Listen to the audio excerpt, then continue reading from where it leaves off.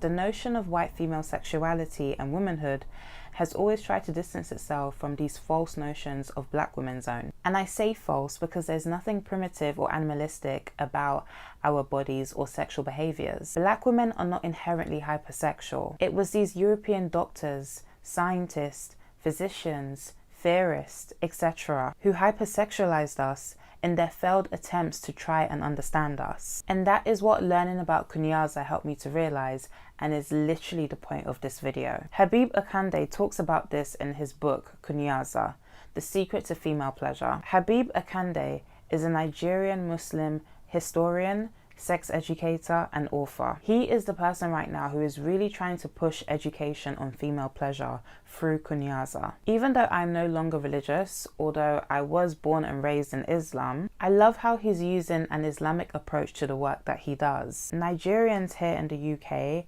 and Nigerians back home are typically conservative due to our main religions, Christianity and Islam. So it's nice to see a Muslim man who is also Nigerian, who is also married, use his voice and platform to advocate for women's pleasure. And he gives receipts from the Quran as well. So definitely check him out on Instagram and his other works. Anyways, Habib says that learning about Kunyaza is a great way to eradicate the stigmas surrounding female ejaculation, and that learning about Kunyaza helps us to decolonize our minds when it comes to female sexuality. He emphasizes that pleasure is every woman's God-given right, and also highlights other African sexual practices in his book, stating that pleasure-based sex education is not uncommon in Africa. In traditional African cultures, a holistic pleasure-focused approach to sex education is adopted to teach people about sexual pleasure, sexual ethics, consent, biology, sexual health, and the physiology of sex. Female sex educators in Africa make use of a number of traditional practices and techniques to prepare a bride for marriage and ensure social stability by keeping couples happily married.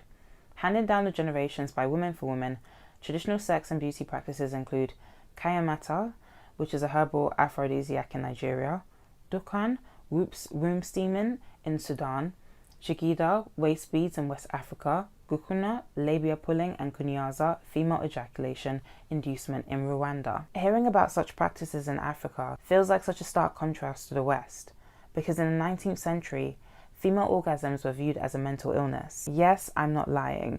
This is the kind of BS that white women had to put up with. Orgasms were referred to as hysteria in the 19th century and were usually treated in odd and sometimes terrifying ways, such as removing the clitoris as a whole. During this period in European history, women would visit their doctors to complain about their hysteria symptoms such as sleeplessness, anxiety, wetness between their legs, and erotic fantasies. So doctors would treat them using all sorts of techniques such as massaging their genitals and even hosing their vaginas with water to relieve them. They called it hysterical paroxysm, which was basically a medical term for female orgasm. I know it sounds crazy how doctors were so clueless about something that was so natural, but you see, back then they didn't believe that women experienced pleasure outside of penetration with a penis.